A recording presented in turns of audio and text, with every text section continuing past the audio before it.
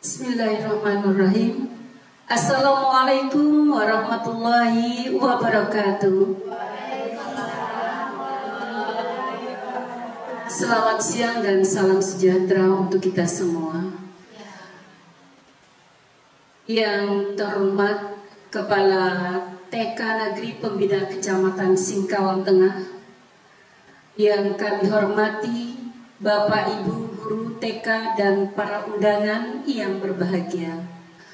Alhamdulillah, puji syukur kehadirat Allah Subhanahu wa taala karena pada hari ini kita masih diberikan nikmat kesehatan, kesempatan sehingga kita dapat bertemu, berkumpul di TK Negeri Pembina Kecamatan Singkawang Tengah dalam keadaan sehat walafiat untuk acara desiminasi aksi nyata modul 1.4 budaya positif, menyebarkan pemahaman dan pengalaman penerapan budaya positif yang akan disampaikan oleh calon guru penggerak angkatan 11 Ibu Nur Hasanah SPD. Salawat serta salam semoga tetap dilimpahkan kepada junjungan kita Nabi Muhammad SAW beserta keluarga dan pengikut-pengikutnya yang setia sampai akhir zaman. Bapak Ibu yang kami hormati, izinkan saya selaku pembawa acara untuk membacakan susunan acara kita pada hari ini. Yang pertama, pembukaan. Yang kedua, kata sambutan dari Kepala Sekolah TK Negeri Pembina Kecamatan Singkawang Tengah. Yang ketiga, desiminasi aksi nyata modul 1.4 tentang budaya positif. Yang keempat, sesi tanya jawab. Kelima, penutup. Baik Bapak Ibu yang kami hormati, untuk memanfaatkan waktu, marilah kita buka dengan membaca basmalah bersama-sama. Bismillahirrahmanirrahim. Selanjutnya, kata sambutan dari Kepala TK Negeri Pembina Kecamatan Singkawang Tengah kepada Ibu Sri Layani SPD, disilakan. Terima kasih atas waktu yang diberikan. Bismillahirrahmanirrahim. Assalamualaikum warahmatullahi wabarakatuh.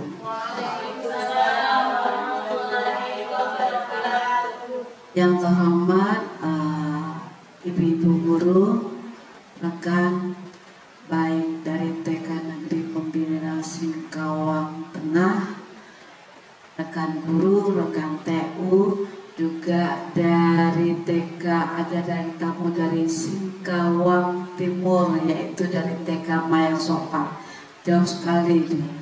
Terima kasih atas kehadirannya pada hari ini, sore ini, dan rangka desiminasi ya modul 1.4 tentang budaya positif, tentang restitusi segitiga restitusi yang akan disampaikan oleh Ibu Nur Hasanah SPD selaku calon guru penggerak. Kegiatan ini merupakan satu kegiatan wajib yang harus dilalui, yang harus dilaksanakan oleh CGP. Kebetulan Bu Nur Hasanah ini CGP angkatan 11 dari TK Negeri Pembina Singkawang Tengah.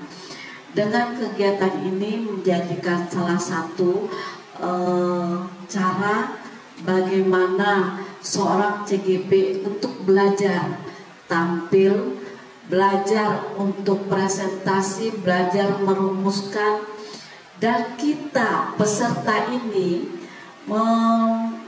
menerima ilmunya, di mana apa sih restitusi, segitiga restitusi itu? Nah, bagaimana kalau bisa nggak dilaksanakan di kelas kita?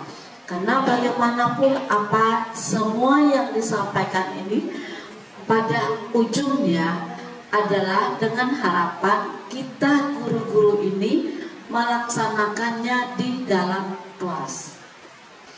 Dalam kelas menjadi satu harapan dengan dilaksanakannya ada satu kemajuan dalam bidang pendidikan, dalam bidang pengajaran kita, baik itu jenjang TK, SD, SMP, dan SMA, SMK.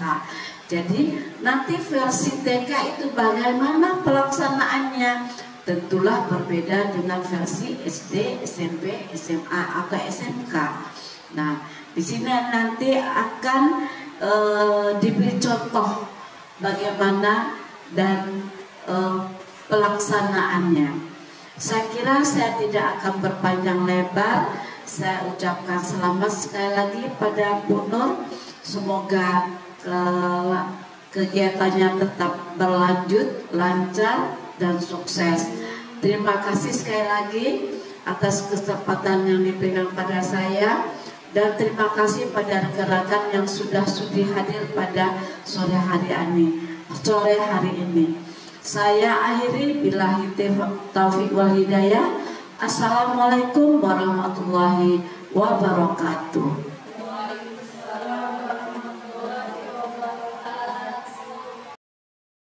Terima kasih kepada Ibu Sri Layani SPD selaku Kepala TK Pembina TK Negeri Pembina Kecamatan Singkawang Tengah.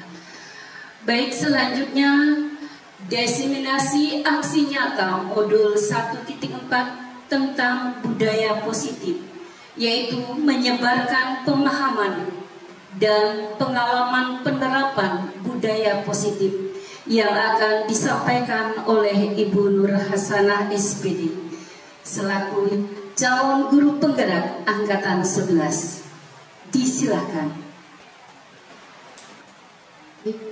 Bismillahirrahmanirrahim. Assalamualaikum warahmatullahi wabarakatuh. Sebelumnya saya ucapkan terima kasih terlebih dahulu kepada pembawa acara, kepada ibu kepala sekolah saya, dan rekan-rekan sejawat saya yang telah menyempatkan hadir pada hari ini untuk untuk mengikuti kegiatan diseminasi saya pada hari ini. Baik Bapak Ibu, sebelumnya di sini saya akan menyampaikan tentang aksi nyata saya di modul 1.4 itu masalah budaya positif. Jadi sudah terlewati banyak selama saya mengikuti CGP ini. Salah satunya itu yang di modul 1.4 ini saya akan menyampaikan bagaimana cara saya menerapkan budaya positif di sekolah. Ini menyebarkan pemahaman dan pengalaman penerapan budaya positif.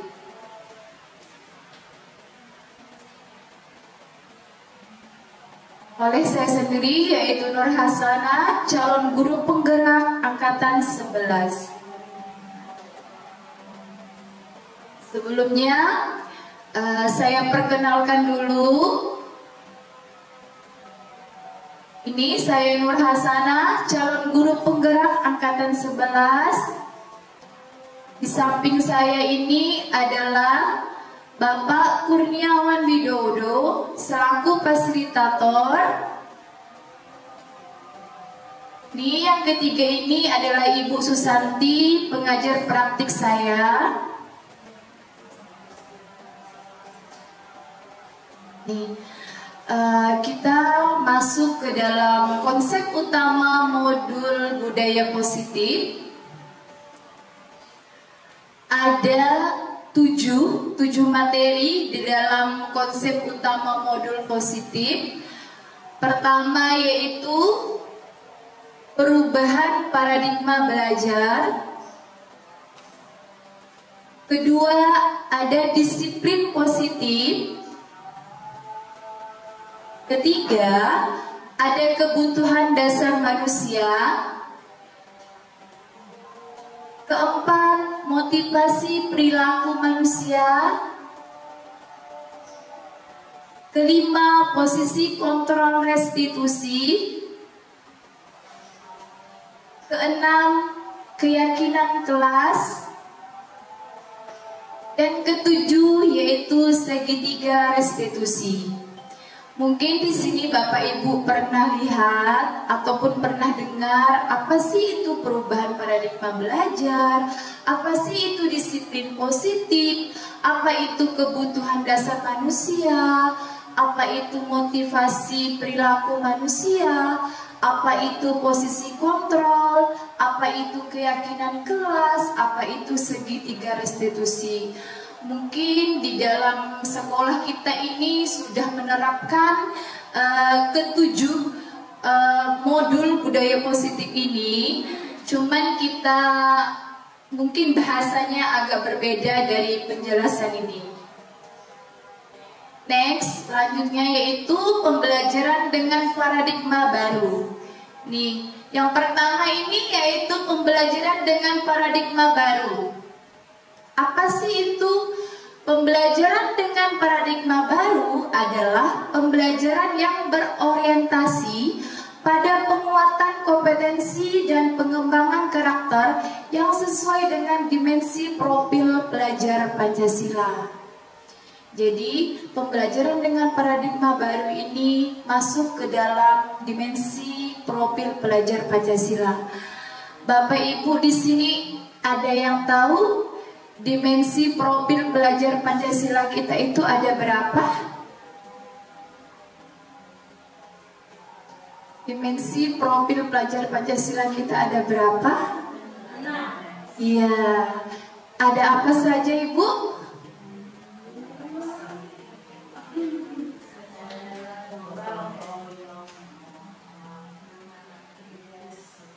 Bernalar kritis, mandiri, ya. Ini adalah profil pelajar Pancasila. Yang pertama yaitu beriman, bertakwa kepada Tuhan Yang Maha Esa. Yang kedua berkebinekaan global. Ketiga bergotong royong. Keempat kreatif. Kelima bernalar kritis. Dan keenam mandiri. Ini adalah 6 dimensi profil pelajar Pancasila. Selanjutnya yaitu disiplin positif. Disiplin positif adalah disiplin tanpa ancaman atau hukuman. Menerapkan disiplin positif dapat meningkatkan kesadaran siswa dalam membentuk karakter positif. Sedangkan budaya positif adalah suatu pembiasaan yang bernilai positif. Di dalamnya mengandung sejumlah kegiatan yang mampu menumbuhkan karakter murid. Budaya positif di sekolah sangat penting bagi perkembangan pendidikan nilai-nilai karakter di sekolah. Pengembangan budaya positif dan penanaman nilai-nilai kebajikan universal akan menumbuhkan motivasi intrinsik dalam diri anak untuk menjadi pribadi yang bertanggung jawab, kasih sayang, kejujuran, kesabaran, keadilan, dan lain-lain. Bapak Ibu, di disiplin positif ini menunjukkan bahwa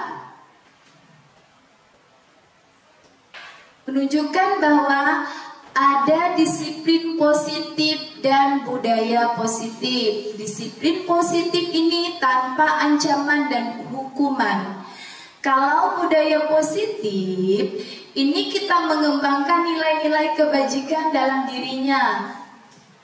Bapak Ibu tahu nilai-nilai kebajikan di dalam diri kita itu apa saja? Ya, apa Bu Titik? Bertanggung jawab, apalagi?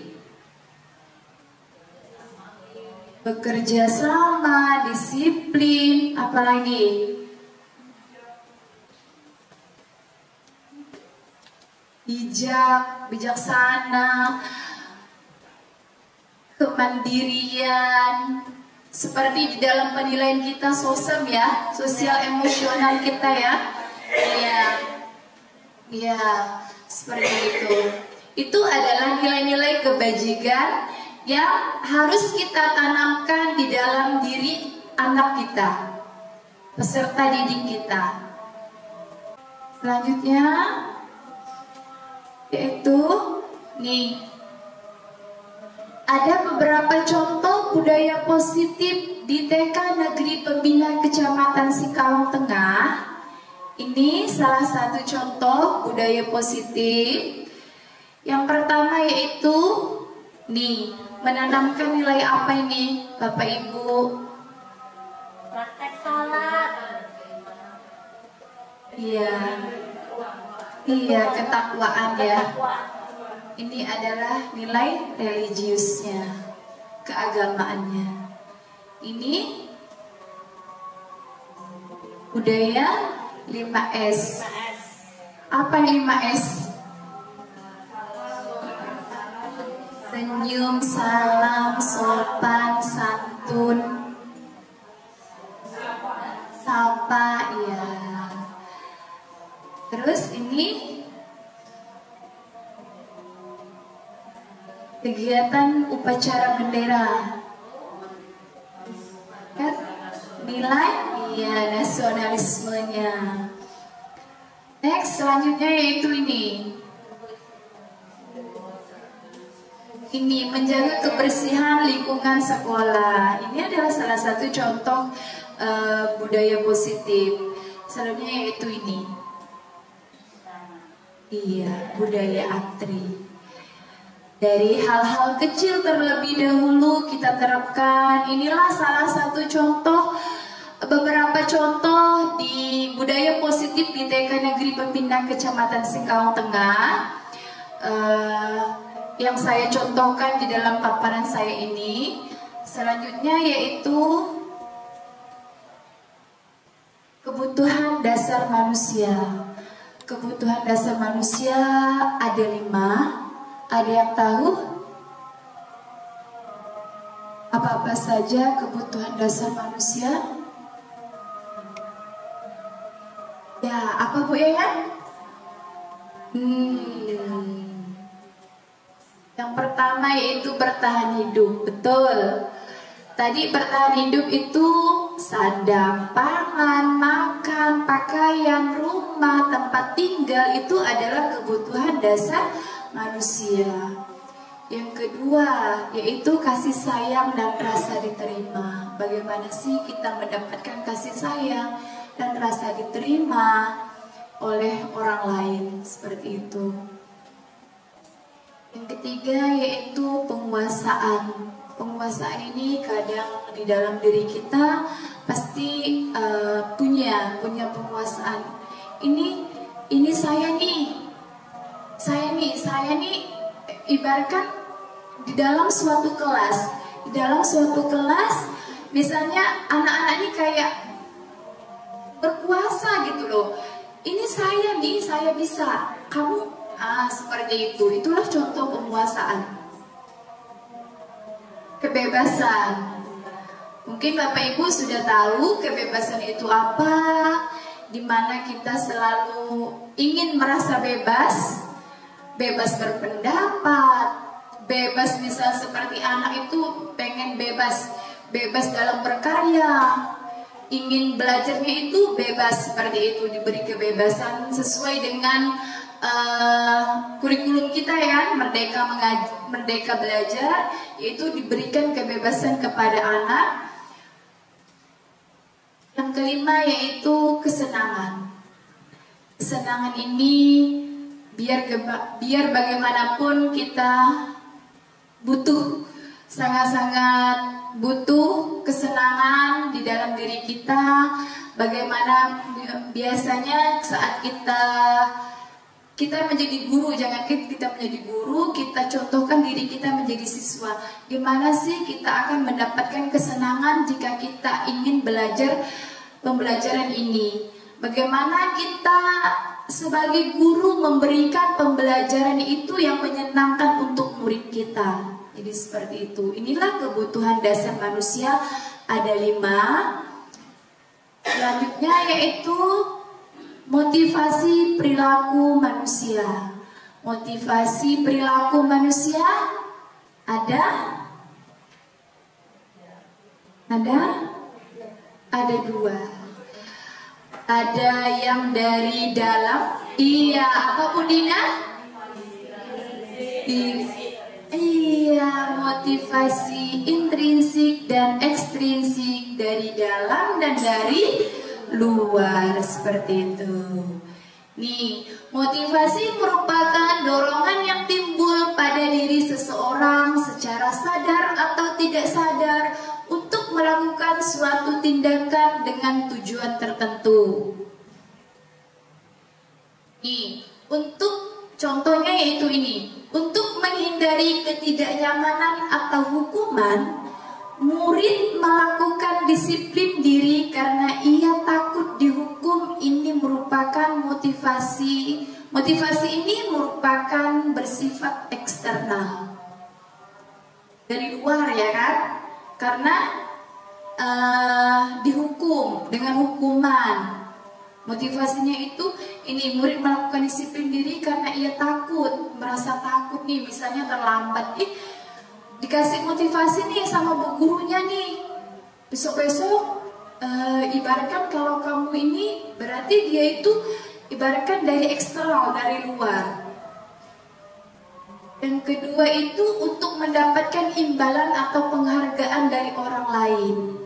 Nih, mendapatkan penghargaan. Biasanya kita sebagai guru itu memberikan suatu reward, ya, reward, misalnya bintang ataupun sesuatu banyak hal lainnya, misalnya dengan pujian-pujian. Nah, ini adalah yang murid melakukan disiplin diri karena ia ingin mendapatkan imbalan seperti ini. Bukan hanya dari barang, dari ucapan juga ini suatu penghargaan bagi mereka.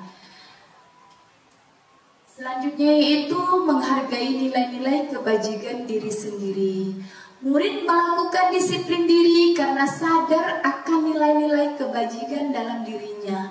Motivasi ini bersifat internal dalam dirinya. Berarti dirinya nih yang sadar nih, oh berarti ini misalnya dia setelah bermain, saya akan mengemaskannya nih sebelum disuruh oleh ibu guru, saya harus cepat-cepat mengemaskan barang ini terlebih dahulu, seperti itu.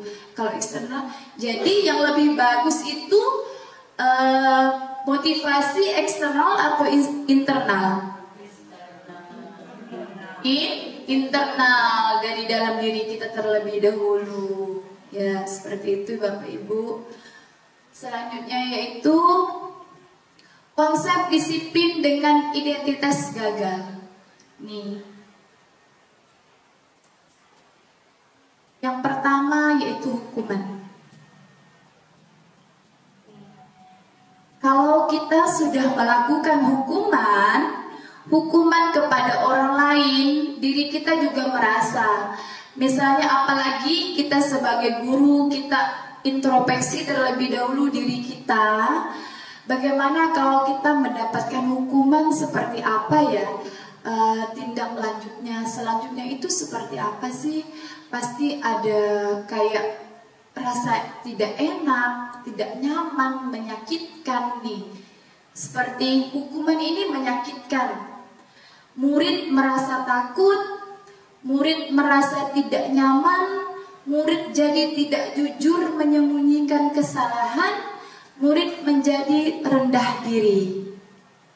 Nih, kalau kita sebagai guru melakukan hukuman terhadap murid. Yang kedua yaitu penghargaan.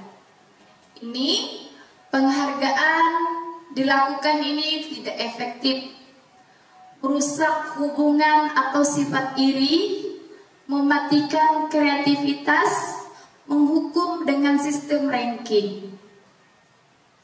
Seperti ini. Ini adalah konsep disiplin dengan identitas gagal, yaitu hukuman dan penghargaan. Selanjutnya yaitu konsep disiplin dengan identitas sukses. Yang pertama, konsekuensi. Nih, penguatan jangka pendek. Meskipun jangka pendek, tapi ini dikatakan konsep disiplin dengan identitas sukses. Yang kedua yaitu perlu monitoring berkelanjutan. Yang ketiga, stimulus dan respon. Keempat, murid menghormati peraturan. Konsekuensinya. Terus restitusi. Restitusi ini murid bertanggung jawab atas perilaku dan kesalahannya. Yang kedua, pemecahan masalah jangka panjang. Murid menghormati dirinya dan orang lain. Yang keempat, murid bersemangat memperbaiki kesalahan. Ini adalah konsep disiplin dengan identitas sukses. Konsekuensi dan restitusi. Nanti mungkin apa sih itu Bu Nur restitusi? Mungkin Bapak Ibu belum belum mengetahui ataupun sudah mungkin lebih dulu dari saya. Ada yang tahu restitusi itu apa? Apa Bu Titi? Iya, nanti ada penjelasannya Bu Titi tentang restitusi. Nih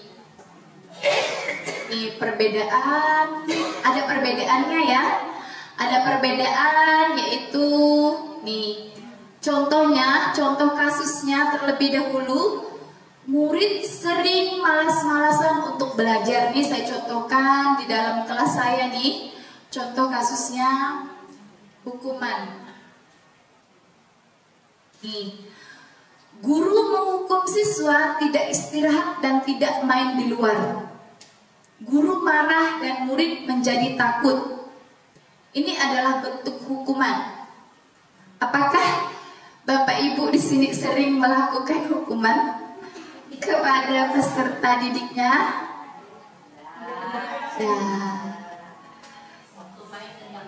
Ya, siap. Berarti jauh ya dari kata hukuman ya Bu Titi ya. Alhamdulillah TK tengah. Terus konsekuensi. Nih, guru memberikan konsekuensi untuk mengerjakan tugas di dalam kelas sampai bel masuk berbunyi. Guru tegas dan murid mentaati peraturan. Nah, ini adalah contoh konsekuensi. Dikasih jeda terlebih dahulu nih. Nih anak nanti mengerjakan tugas, anak-anak kamu selesaikan dulu ya. Misalnya Mirza ya, Mirza kamu selesaikan dulu nih tugasmu. Nanti pas jam bel berbunyi, bel masuk berbunyi, boleh simpan bukunya. Sama atau beda hukuman dengan konsekuensi? Beda ya. Kalau hukuman itu lebih benar-benar kayak membuat anak takut seperti itu. Kalau konsekuensi masih ada toleransinya, masih ada timbang rasanya dari gurunya seperti itu. Masih ada kasih sayang lah, masih ada kebutuhan dasar manusia yang diperoleh dari konsekuensi ini. Yang ketiga yaitu restitusi. Ini restitusi, guru menanyakan keyakinan kelas dan membantu menyelesaikan permasalahannya. Guru terbuka dan murid menghormati dirinya dan orang lain. Ini restitusi. Restitusi ini guru menanyakan dulu. Kalau kita sudah membuat keyakinan kelas di dalam kelas, guru terlebih dahulu menanyakan nih, apa sih misalnya anak terlambat? Nah, kamu tahu nggak kalau keyakinan kelas kita itu apa? Jadi tanyakan dulu alasannya terlambat tuh seperti apa dulu. Dijelaskan dulu, ditanya dulu, nanti ada contohnya. Ini adalah 5 posisi kontrol. Ini 5 posisi kontrol. Ini Ini apa ini ya?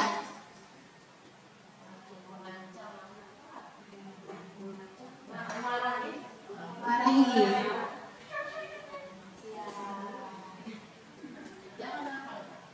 Nih, posisi kontrolnya yaitu penghukum.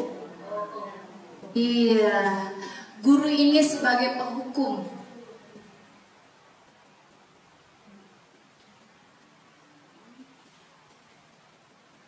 Nih, membuat orang merasa bersalah. Apa sih sebenarnya salah saya? Kok saya dihukum seperti itu kan? Iya. Nih, teman. Guru sebagai teman. Nah, pernah Bapak Ibu merasakan guru sebagai teman? Yang ini apa? Yang ini apa ini? Berkacamata di balik jendela.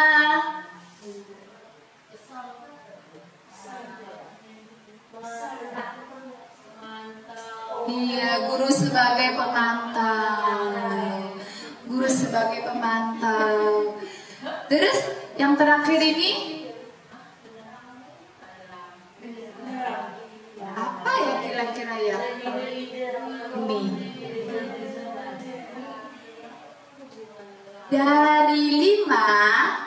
Dari kelima posisi kontrol ini, kira-kira Bapak Ibu menerapkan yang mana?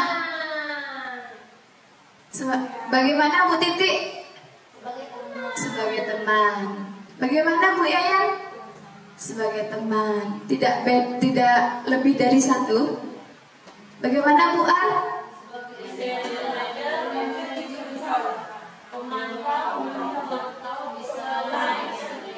Sebagai manajer, kata Bu Ar.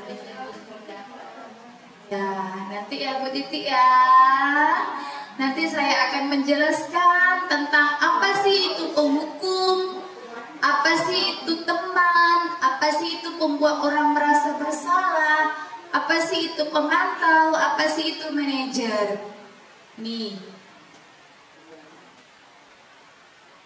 ini contoh penerapan 5 posisi kontrol. Nih, kasus siswa masih sama kasusnya. Kasus siswa malas untuk belajar. Nih, penghukum. Nih. Kalau kamu tidak menyelesaikannya, kamu tidak main di luar. Seperti itu. Pernah tidak Bapak Ibu berucap seperti ini kepada anak-anak? Pernah tidak? Pernah. Berarti kita dalam diri kita masih ada penghukum ya? Masih. Nih, pembuat orang merasa bersalah. Sudah berapa kali kamu tidak menyelesaikan tugasmu? Kamu mengecewakan ibu? Marah ibu. Betul kata Bu Sri. Pernah ya Bu Titi ya? Pernah. Berarti sudah 2 nih di dalam diri kita, penghukum dan membuat orang merasa bersalah. Nih, tadi kata Bu Titi, saya teman, kata Bu Titi. Apa nih teman nih? Nih, kata Bu Titi, pasrah nih, lebih ke pasrah. Ya sudah, nanti ibu bantu kamu menyelesaikan tugasmu ya.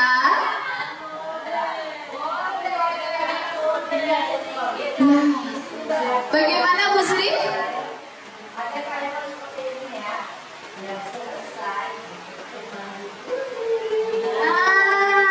Seperti itu bahasanya. Iya, bisa juga dengan sentuhan. Ayo nak, selesaikan tugasmu. Habis ini kita main dengan bahasanya, dengan lembut ya, kelembutan seperti itu. Itu juga teman. Nih, pemantau. Apa yang sudah kamu lakukan? Apa peraturan dan konsekuensinya? Ini pemantau ini masih menanyakan alasan. Masih bagus daripada penghukum pemantau ini. Ditanyakannya dulu alasannya kenapa sih? Kadang kan kita menanyakan kepada anak, "Nak, kenapa kamu tidak menyelesaikan tugasmu?" Apa sih alasannya? Kadang capek, malas, bosan. Nah, seperti itu ya. Mau main cepat-cepat. Seperti itu. Ini adalah contoh pemantau. Tadi yang kelima tadi apa? Posisi apa yang kelima? Iya, posisi manajer. Posisi manajer ini, apa kamu tahu kesalahanmu? Kira-kira bagaimana kamu memperbaiki hal ini? Ya, ditanyakan dulu alasannya. Bagus tak guru seperti ini? Bagus tak guru seperti manajer ini? Iya, ditanyakan dulu. Apa kamu tahu kesalahan?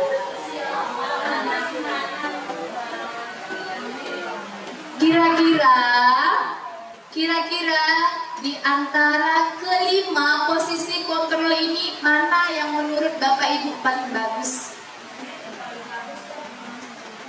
Apa Bu Asih? Manajer. Bagaimana Bu Dina? Manajer. Ya. Bisa nggak kira-kira kita menanamkan dalam diri kita ini posisi kontrol kita ini sebagai manajer?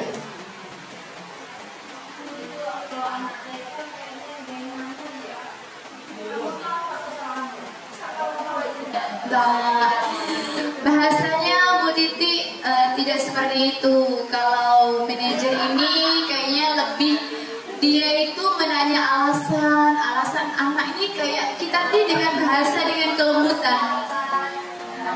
Iya, kenapa sih Nak kamu tidak menyelesaikan tugasmu?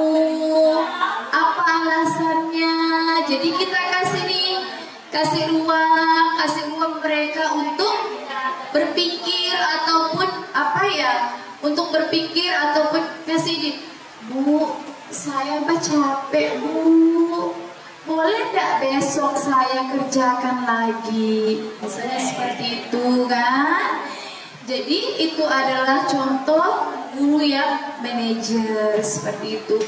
Kita mungkin setelah kita kasih toleransi kepada mereka, mungkin besok mereka bisa memperbaiki kesalahannya. Kita jelaskan dulu, Nak, kalau kamu tidak bisa menyelesaikan tugasmu hari ini, besok harus kamu selesaikan ya. Nah, seperti itu. Jadi kasih ruang untuk mereka berpikir seperti itu. Ya, seperti itu. Beri napas, kata Bu I. Nih, selanjutnya yaitu keyakinan kelas. Siapa sih ini yang sudah tahu tentang keyakinan kelas? Kesepakatan ya Bu Titi ya, kesepakatan di dalam kelas. Siapa yang membuat Bu Titi keyakinan kelas Bu Titi? Siapa yang membuat keyakinan kelas itu? Guru beserta anak ya.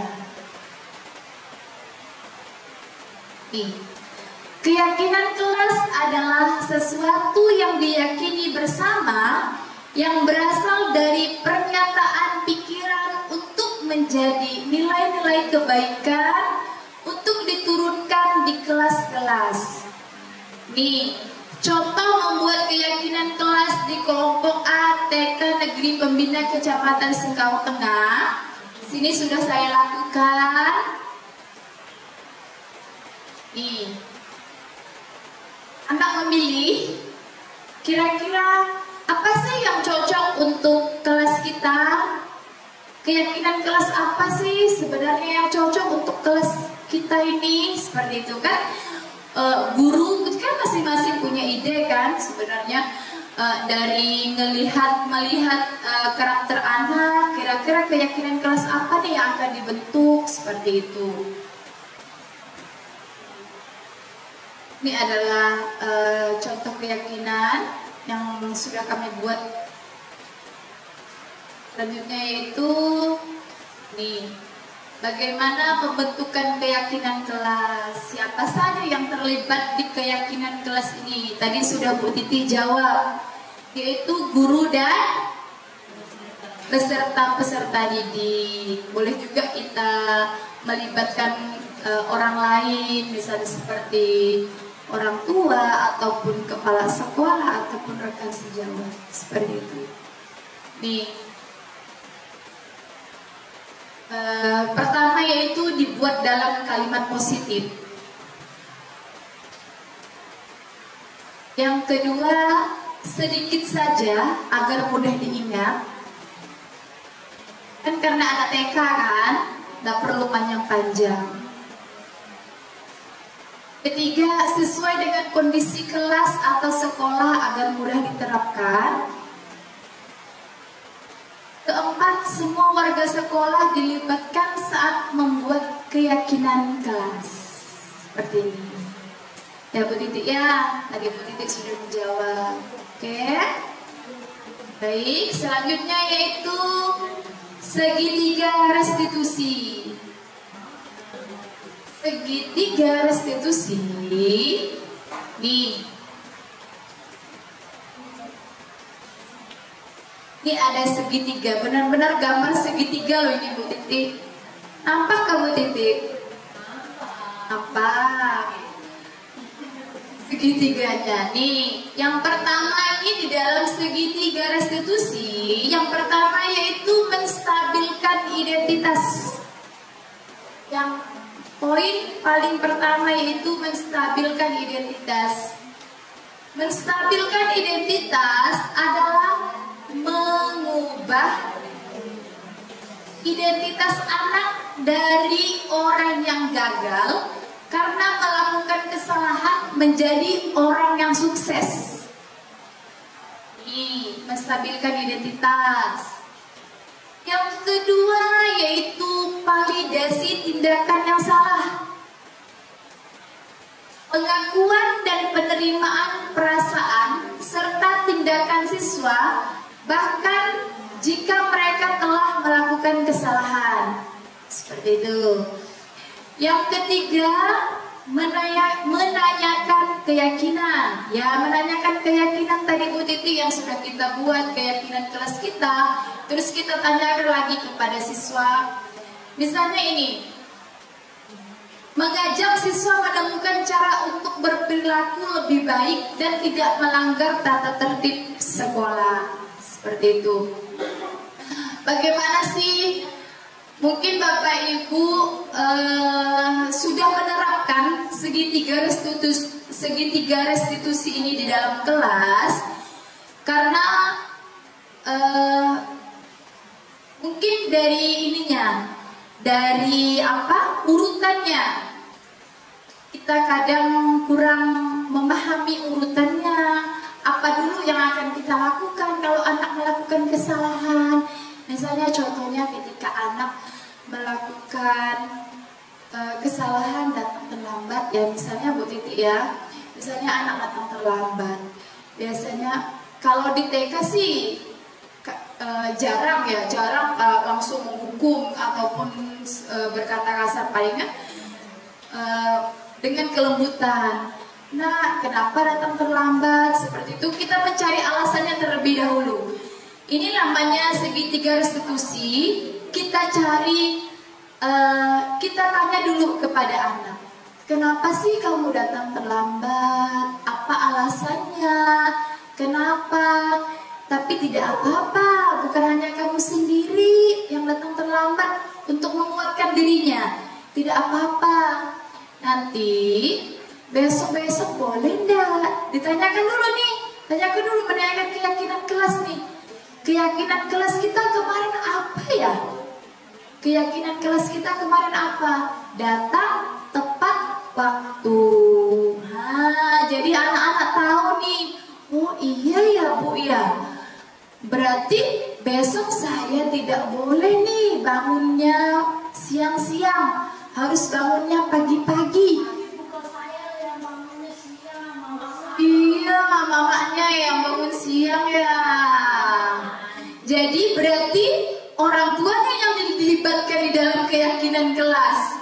Ya Bu Titi ya, orang tuanya yang dilibatkan ke dalam keyakinan kelas. Jadi inilah segitiga restitusi yang harus kita terapkan di dalam diri kita untuk menstabilkan identitas anak, biar anak tidak takut datang ke sekolah, biar anak merasa tidak minder, biar anak merasa merasa tiap hari kok Bu Guru marah-marah terus, saya datang terlambat nih, kenapa? Seperti itu kan?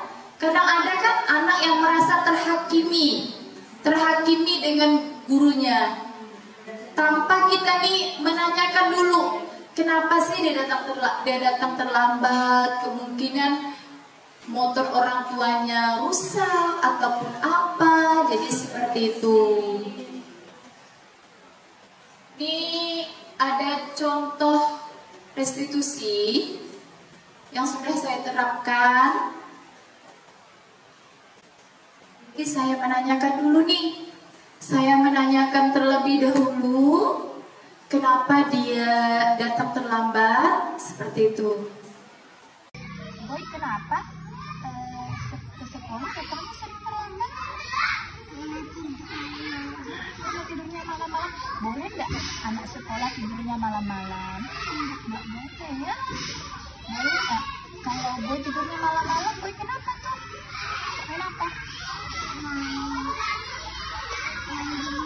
Main di luar? Main HP kan ini?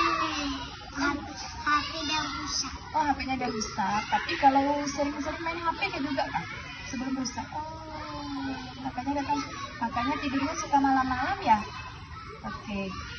Kalau ke sekolah, boleh nggak datangnya terlambat? Nggak boleh. Jadi datangnya harus cepat, harus tepat waktu ya.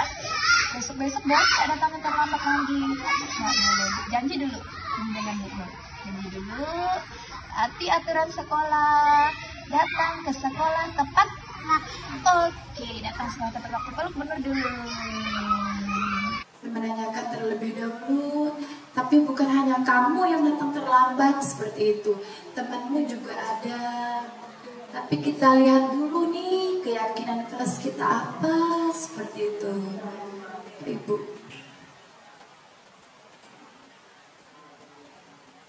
Ya, kita harus punya alasan juga sebagai guru, kita harus punya alasan.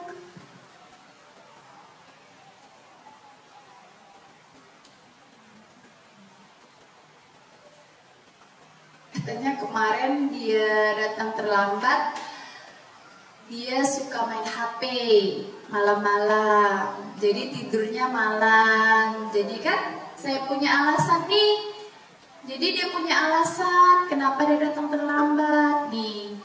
Saya hanya saya kayak berjanji gitulah, berjanji dia harus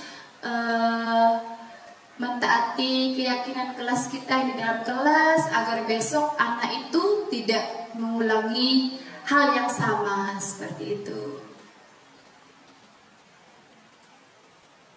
Ini sama.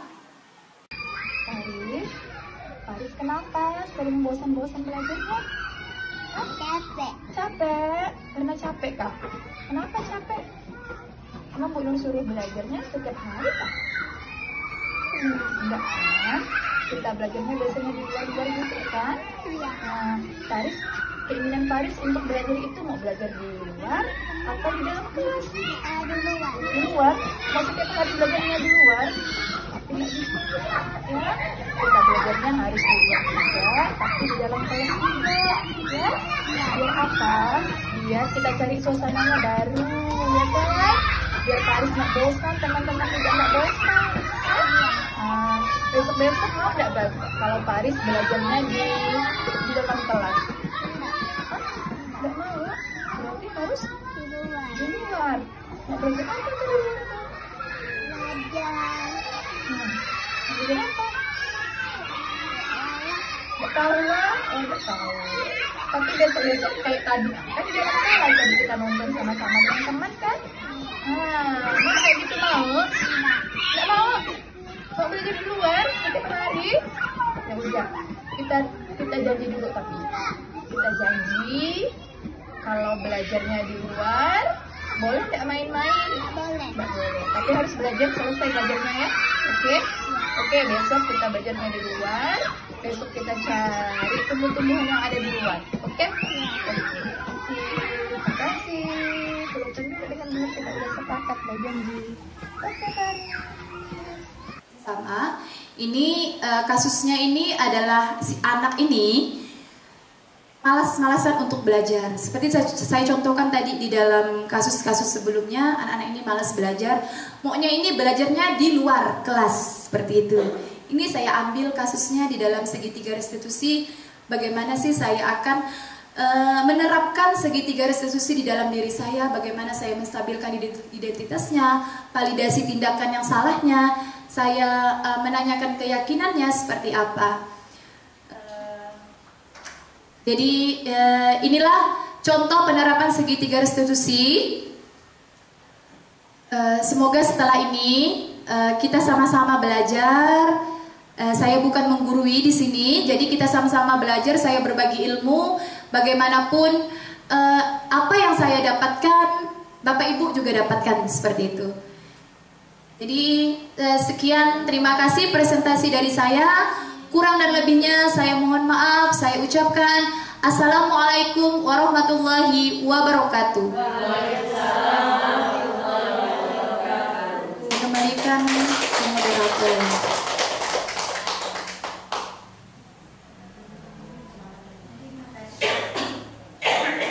Terima kasih kepada Ibu Nur Hasanah SPD yang telah menyampaikan diseminasi aksi nyata modul 1.4 tentang budaya positif. Sangat menginspirasi sekali ya buat kita sebagai guru.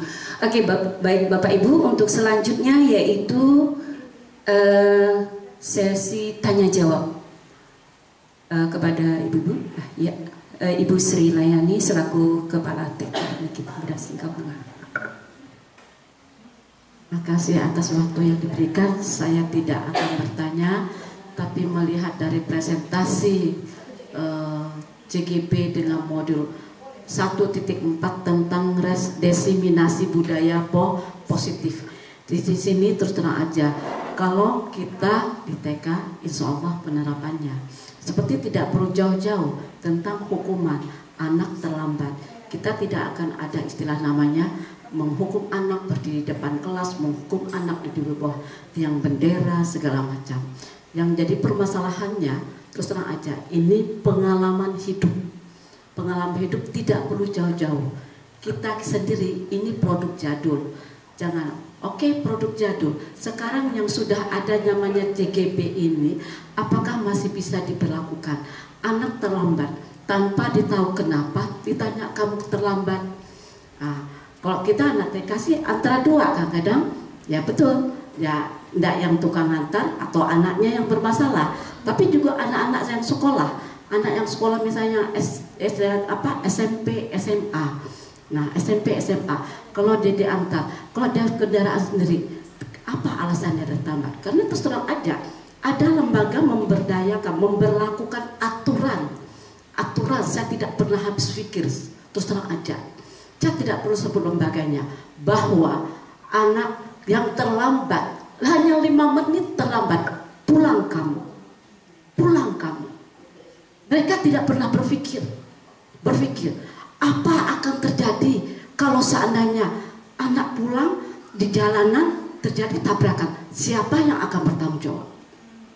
Terus terang aja, saya terus terang aja, ada aturan sekolah, namanya katanya mau menegakkan disiplin, tapi tidak ada cara lain. Itu sudah merugikan loh. Anak udah rugi tidak masuk sekolah, itu kan sama juga ngajarin anak bolos. Saya terus terang aja, saya ungkapkan di sini, paling tidak untuk kita berpikir, berpikir, ya kita TK, jam berapapun dia datang, tetap kita terima. Hargai dia mau datang ke sekolah. Itu satu. Terus terang aja. Jadi kalau bicara terus terangnya dari tahun ke tahun, saya kan di sini udah ada 3 JGP, 3 JGP dengan materi seperti ini. Saya terus terang aja, kalau materi ini kita lemparkan pada sekolah tingkat SMA, tingkat aliyah, apa bisa diterima? Apa bisa dia melaksanakannya? Saya terus terang aja, kalau misalnya ini, kalau sampai di sekolahnya tuh ada CGP tapi aturan disiplinnya masih seperti itu, terus terang aja, saya rasanya gimana ya? Gimana ya? Karena tidak sesuai. Berarti CGP tersebut tidak berhasil merubah mindset, merubah aturan sekolah. Tidak berhasil merubah aturan sekolah. Apa sih untungnya? Untungnya disiplin. Apakah anak akan presentasi jumlah? Coba dipresentasikan. Kok saya terus terang aja ada orangnya bisa berani ngomong. Presentasikan dengan adanya disiplin seperti itu. Apakah presentasi jumlah siswa yang terlambat meningkat atau menurun? Kalau misalnya menurun, oke, silakan itu dilaksanakan. Tapi kok ternyata malah makin meningkat, ada apa? 5 menit pintu pagar tutup, tidak ada konsensus, tidak ada ini. Tapi ada juga sekolah pengalaman nih ya, sekolah 5 menit, 10 menit dibilang kenapa terlambat? Langsung ada guru PP-nya. Kenapa? Atau misalnya ada satpam. Kenapa terlambat? Pak, motor kami begini, ini. Namanya anak Pak pakai motor lah, gini. Ini. Terus kita yang orang tua, maaf Pak ya, ini. Masalah di jalan. Oh iya, silakan masuk. Itu masih bisa ada toleransi. Yang tidak toleransi, pulang. Kalau tidak pulang, dia antar, dia kamu di sini. Telepon orang tuanya, suruh dijemput pun banyak lalu aturan. Banyak aturan. Terus terang aja, saya sampai asalnya gimana ya mendengar sekolah ini, karena terus terang aja boleh dibilang kata orang it feel kah bahasa sekarang, it feel kan anak tidak disuruh masuk dalam kelas, disetrap di apa sih? Apakah anak akan berubah? Kenyataannya malah anak tidak berubah. Hari-hari saya ngantar anak, siswanya masih berjubel juga yang terlambat. Kalau sampai ada CGP-nya dari sekolah tersebut, saya terang aja, itu yang saya anggap CGP-nya nggak berhasil merubah mindset, merubah aturan sekolah. Saya lebih unjuk rasa, lebih encung jempol pada sekolah yang misalnya ada apa, kenapa terlambat. Dan sekarang kamu sebagai alasan tidak terlambat, kamu tolong pungut sampah atau gimana hukuman itu. Nanti jam kedua kamu masuk. Saya lebih hargai seperti itu. Itu disuruh pulang. Apa sih keuntungan dari suruh pulang? Anak yang malas sekolah, ya makin hore, makin merdeka. Belum lagi, apa yang terjadi di luar sana? Kalau dia tidak pulang ke rumah, tidak di sekolah, tidak, apa yang kerjakannya di jalan? Berani tidak sekolah tanggung jawab? Nah, hal itulah saya terus ajak Bu Nur selaku CGP. Bu Nur di dalam komunitasnya kan ada guru SMP, ada guru SMA. Nah, cobalah tekankan sini aturan. Kalau memang itu terus saja, ini pengalaman, bukan hayalan, kenyataan. Ada lembaga, tidak pun jauh di kota Singkawang hanya untuk menegakkan disiplin pada siswa disuruh pulang. Jadi carilah aturan menegakkan disiplin yang paling tidak jangan sampai merugikan siswa. Itu kan rugi siswanya. Belum lagi, apa sekolah bisa monitoring apa yang dikerjakan anak di luar sana? Saya kira hanya itu ya Bu Nur ya.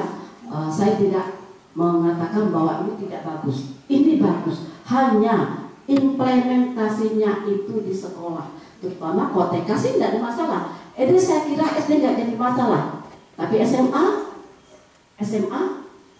alia, SMK, nah itu yang harus jadi satu pertimbangan, harus disesuaikan dengan aturan di sekolah mereka.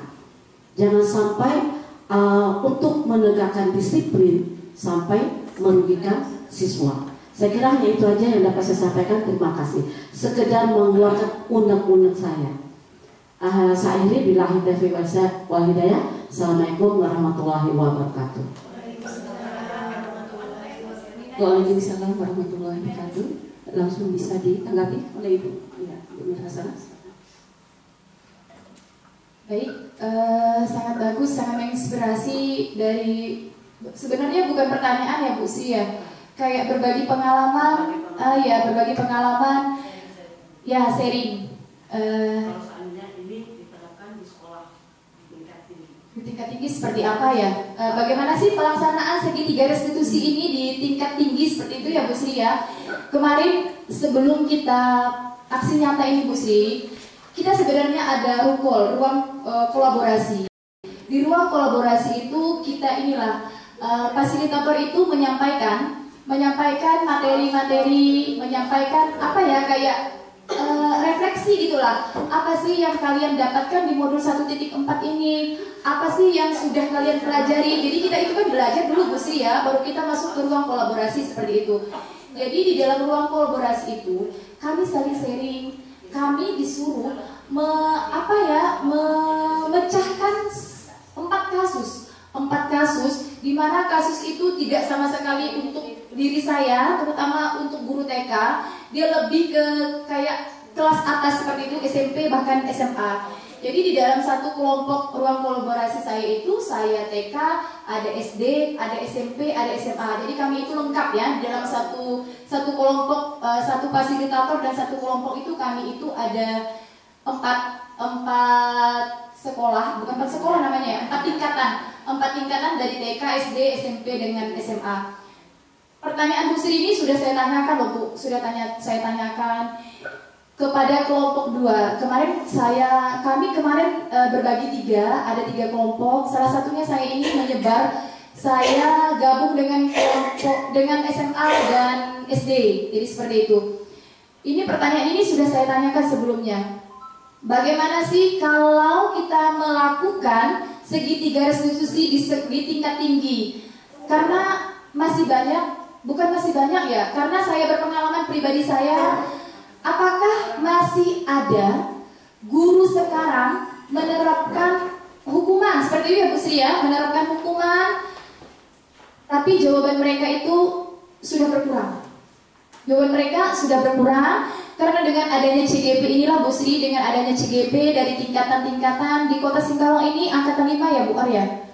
Angkatan 5, setahu saya angkatan 5 berawal dari angkatan 5 pada tahun 2020 kan 2021 Bu Fitri kemarin lulusannya.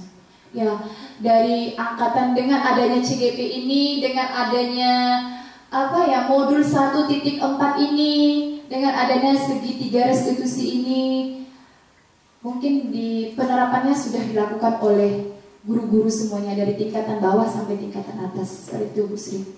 Hanya itu yang dapat saya tanggapi pertanyaan dari Bu Sri.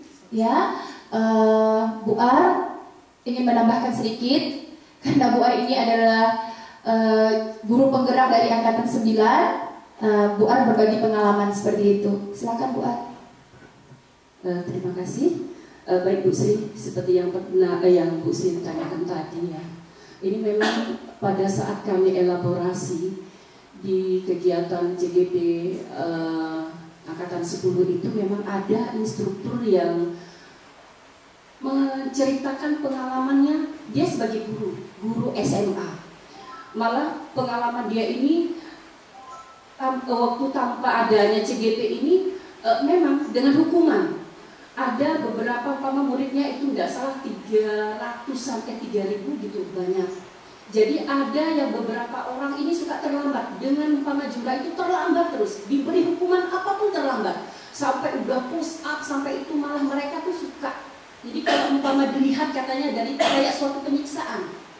Nah, jadi bukan malah mereka penyelesaian itu selesai, tetapi malah bertambah. Malah umpama dari yang push up sampai umpama lari-lari keliling tiap hari dengan orang-orang itu. Nah, tapi dengan adanya modul ini, dengan adanya CGP ini, dengan yang modul 1.4 ini, akhirnya adanya segitiga restitusi itu, kemudian dengan kebutuhan 5 kebutuhan dasar. Jadi kan tahu nih apa permasalahan mereka. Jadi dikumpulkan nih para muridnya, katanya pertama cuma diberikan hukuman seperti itu, tidak ada solusinya, malah bertambah. Nah, dengan cara guru itu kumpul, kemudian dibagi tadi berapa, satu guru itu megang berapa murid. Jadi ditanyakan dulu apa permasalahan mereka, kebutuhan mereka itu apa. Jadi ditanya dari awal. Setelah dengan adanya mobil ini tadi, lama-lama bukan malah ada pengurangan. Nah, jadi umpama dengan yang modul-modul seperti inilah, umpama kan ada masukan untuk seterusnya nanti, walaupun masih belum banyak lah ya, bisa adanya perubahan seperti itu. Karena ini kan CGP kita masih angkatan 5, kemudian angkatan 9 dan 11. Insya Allah untuk kedepannya mungkin akan lebih baik, karena nanti bukan dengan adanya tata tertib. Sekarang tidak ada dengan tata tertib, karena dengan tata tertib itu diciptakan dibuat oleh guru itu, gurunya saja. Tetapi kalau dengan tanpa melibatkan murid, tapi kalau dengan keyakinan atau kesepakatan, kesepakatan sekolah, jadi yang kita buatlah bersama. Umpamakan kesepakatan itu kita buat dengan melibatkan anak, melibatkan orang tua, seperti itu. Nanti itulah yang lebih baik untuk kedepannya. Mudah-mudahan ini dapat terrealisasi ya untuk seterusnya. Demikian yang dapat saya sampaikan. Terima kasih. Assalamualaikum warahmatullahi wabarakatuh. Baik, mungkin ada yang pertanyaan lagi? Oh iya, silakan.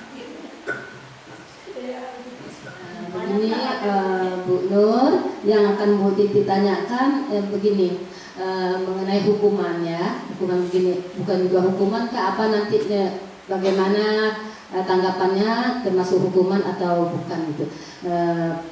Tadi kan kemarin ada siswa tidak masuk karena demam. Nah, kemarin anak-anak kan mengerjakan itu, menempel hasil remasannya itu atas nama-namanya. Nah, tadi dia masuk, tapi masih lemah. Jadi anak-anak bekerja dengan tugasnya hari ini menyelesaikan buku tema. Kemudian waktu pada mau main, anak yang kemarin nggak masuk itu, Bu Titi suruh ngerjakan yang kemarin temannya kerjakan. Karena Bu Titi merasa dia itu kan habis sakit, lemah. Kalau mau main di luar, nanti dia malah kambuh sakitnya. Jadi Bu Titi suruh kerjakan yang kemarin dibilang ke temannya. Apakah itu merupakan hukuman? Hanya itu aja. Terima kasih.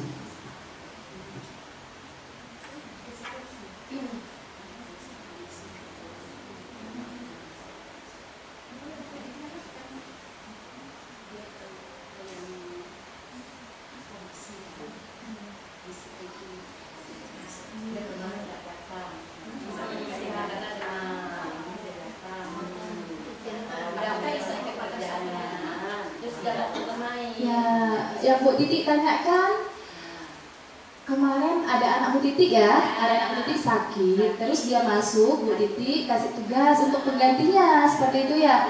Ibaratkan dia, karena kondisinya, tapi kan Bu Titi kan sudah mengetahui kondisinya seperti itu. Apakah itu termasuk hukuman? Bukan. Iya, itu bukan termasuk hukuman, karena Bu Titi sudah menanyakan nih, apa kamu tahu kesalahanmu, apa yang sudah kamu lakukan. Ini kan bisa jadi masuk manajer.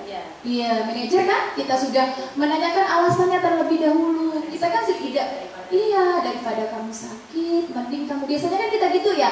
Nah, kalau sakit jangan dipaksa untuk datang ke sekolah. Kita bukan menghukum ya Bu Sri ya. Kita bukan, kadang-kadang anak tuh masuk ke sekolah, misalnya anak tuh pengen semangat, saking semangatnya untuk sekolah. sekolah, mereka tuh memaksa untuk hadir ke sekolah seperti itu. Saking demam-demamnya pun dipaksa seperti itu kan. Terus kita suruh pulang tuh si anak tuh. Nah, itu bukan termasuk hukuman, karena itu termasuk ini kita kasih apa ya, konsekuensi ya, konsekuensinya kan. Ya ini. Kita kasih konsekuensinya, anak-anak kalau merasa sakit seperti itu lebih baik anak-anak istirahat saja di rumah. Betul kan? Istirahat di rumah. Besok kalau sudah sembuh, anak-anak boleh datang ke sekolah lagi.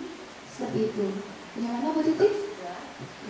Jadi intinya Mbak ya, intinya penerapan 5 posisi kontrol ini kalau saya ambil garisnya, gimana kok pelaksananya itu tergantung dari kalimat kita mengucapkan. Iya. Kalau penyampaian kata kalau dengan bahasanya nilainya emosi kan kata yang agak tinggi, dan bisa menjadi pemukul. Jadi misalnya ada kalimat misalnya membuat anak hati jadi gimana bisa menjadi membuat anak atau orang merasa bersalah. Tapi kalau misalnya kita ada ini dahlah kaki mula, lagi dahlah dia sebagai jadi tergantung kalau guru menyampaikannya, ya tergantung dari kalimat kita. Pilih, hari ini aku tak jadi pemukul, atau jadi teman, atau membuat orang merasa bersalah, atau mau jadi pemantau, atau mau jadi manajer. Nah, itulah kita langsung, oh mau jadi manajer, inilah kalimat sih. Nah, itulah dia. Ya, tapi kalau bisa ya Bu Sri ya, kalau bisa, saya juga sih Bu Sri pun pernah dengar saya kalau ngajar tiap hari, bahkan tiap hari, bagaimana saya mengajar seperti itu kan. Dalam hati saya ingin jadi guru yang manajer seperti itu. Saya harus menanyakan terlebih dahulu kepada anak, saya harus tahu dulu alasan dia kenapa seperti itu. Karena memang sulit sih, memang sulit untuk menerapkan hal itu. Tapi biar bagaimanapun kita harus memposisikan diri kita. Kita harus menguasai, bukan menguasai, kita harus mencari mana sih, bukan harus semuanya kita pilih seperti itu. Iya, kita membiasakan diri kita bagaimana kita harus bisa menjadi posisi kontrol manager seperti itu. Biar kita tidak melakukan hukuman, biar kita tidak membuat orang merasa bersalah. Kadang memang emosi jujur saja, karena apalagi saya kan kadang emosi dengan bahasa gitu, kadang kan nggak boleh kayak gitu, karena apa ya, refleks gitu, karena kita cemas kadang dia bermain tuh di luar nalar kita seperti itu, jadi kita cemas, jadi suara kita tuh agak tinggi, jadi mereka itu kadang kita membuat orang merasa bersalah dengan mukanya saja kadang udah berubah, jadi seperti itu. Gimana?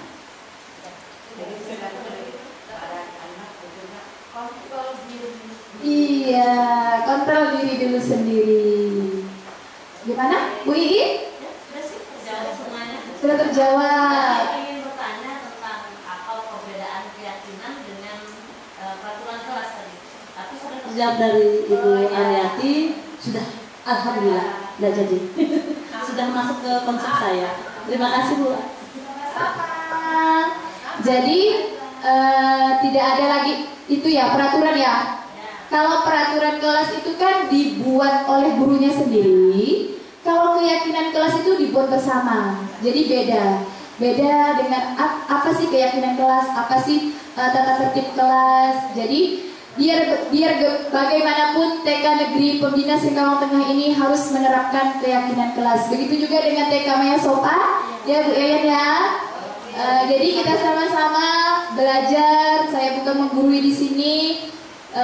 Jadi inilah hasil diseminasi modul 1.4 saya tentang aksi nyata ini. Saya ucapkan terima kasih sudah menyempatkan hadir, terima kasih atas waktunya, terima kasih atas kebersamaannya, terima kasih atas support dan dukungannya sehingga saya sampai di titik modul 1.4 ini. Saya ucapkan Assalamualaikum warahmatullahi wabarakatuh.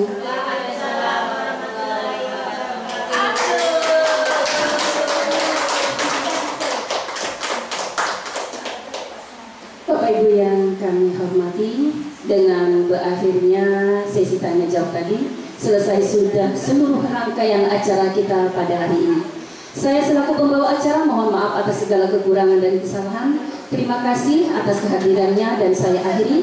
Billahi taufiq wal hidayah. Wassalamualaikum warahmatullahi wabarakatuh. Selamat siang dan salam sejahtera untuk kita semua.